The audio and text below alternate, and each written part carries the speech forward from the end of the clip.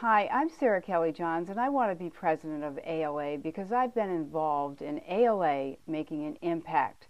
My vision for ALA is for an organization that makes a difference for all libraries, for all library employees, and especially for the people of all ages who use them.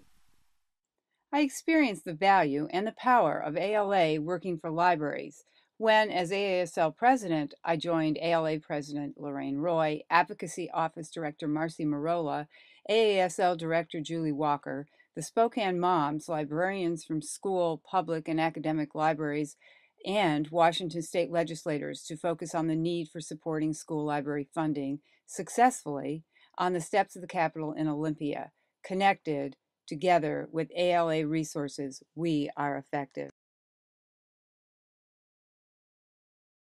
Along with years of state library lobbying, I have lobbied for strengthened federal legislation virtually through the ALA Washington office CapWiz connection, on the phone and in-home offices, and on the ground in Washington. I'll be there again in June 2010. I believe strongly in the need for ALA to actively recruit new people to our profession and increase efforts to reflect the diversity of our nation. While I was AASL president, the board increased support of the Spectrum Scholar program, and the executive committee made a commitment to attend the Spectrum Scholar Options Fair at annual conference, a commitment that continues. As part of my school library program, every year since I have been a librarian, my student, staff, and community have discussed and learned about ALA's BAM Book Week. They know that the library is the one place in the school where there is a balanced collection of high-quality resources on topics that may be controversial for some. My students have learned how to search for the best resources in all formats, use information creatively and ethically, and have shared my love for reading, both for fun and information. Students' education doesn't stop when they graduate from high school. I've bridged the transition to college research by teaching information literacy for 16 years in a mandated gen ed course at Feinberg Library in SUNY Plattsburgh. Currently, I'm an adjunct professor for Mansfield University School of Library and Information Technology, teaching a course that examines censorship, selection policies, intellectual freedom, and ethics. My students in that course were one of my reasons for saying yes when asked to run for ALA president, as I experienced them discovering the vast resources of ALA. As part of my personal commitment to work with libraries of all types during my career, I have served on statewide policymaking boards and commissions such as the Blue Ribbon Regents Commission on Libraries for the 21st Century, the New York Online Virtual Libraries First Steering Committee, the First School Library Summit for New York State Education Department, and I'm currently serving on the Regents Advisory Council for Libraries. One of my accomplishments of which I'm most proud is the Capital Fund campaign for and improvements to the Saranac Lake Free Library. When I was president of the Board of Trustees, we developed a plan and a fundraising campaign to reconfigure a museum within the library, build more staff room and a children's room, and improve the environmental controls for the highly valued Adirondack Research Collection. The library is valued by our community, and the improvements are greatly appreciated. I've seen ALA at its best, and I believe that as president, I can make sure that the leadership and the resources of ALA are put to work to implement that strategic plan we're working on so hard that takes us ahead to 2015. And I also think that I can ensure the fact that ALA's resources are used for promotion of libraries. We're in a situation today where ALA and its members do so much for so many people, for so many communities, and yet most people don't even know what's available. We need to create advocates who will speak for us with legislators and decision makers, and that can only happen when we promote what it is that we do. And ALA, as the national voice, can do that in a big way, and that can have a big impact.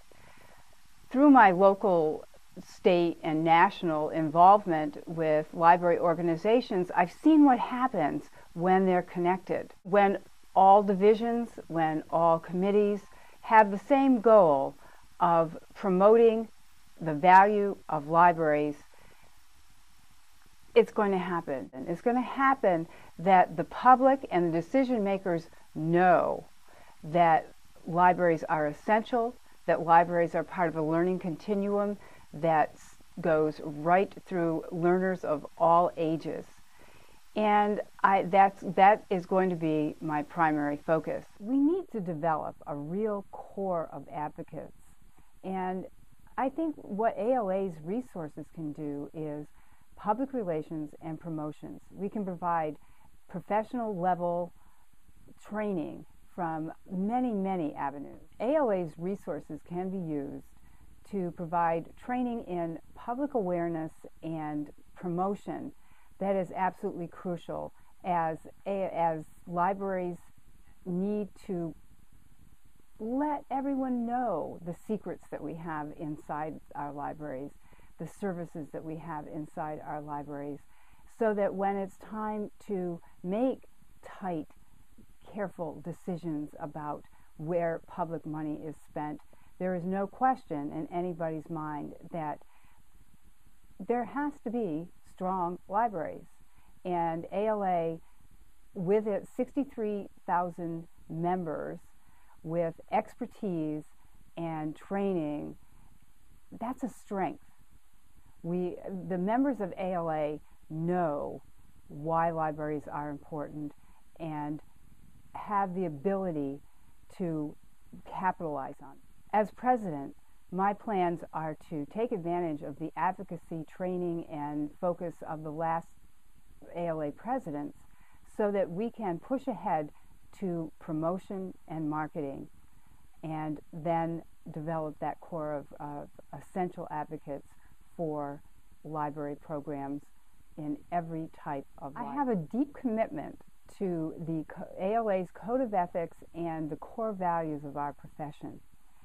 I joined ALA as a new librarian because of the resources of the Office of Intellectual Freedom. I didn't want to be out there all by myself facing a book challenge. That got me to fill out that application and feel connected. I'm lucky I've never had to survive a strong challenge, but I know the value of a strong Office of Intellectual Freedom, and you can be sure that I will defend that value of intellectual freedom.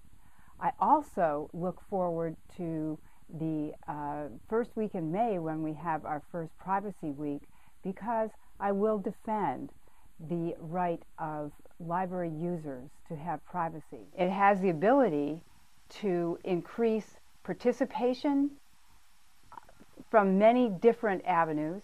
It has the ability to increase the diversity of our profession. With all of the resources, all of the connections of ALA working together for our members and for the profession, ALA can make an impact. And I'm ready to use my energy, my enthusiasm, and especially my experience to make sure that ALA moves ahead to 2015 and beyond with strength and vigor. I have a vision for ALA, for our libraries, and I would appreciate your vote for me for ALA president.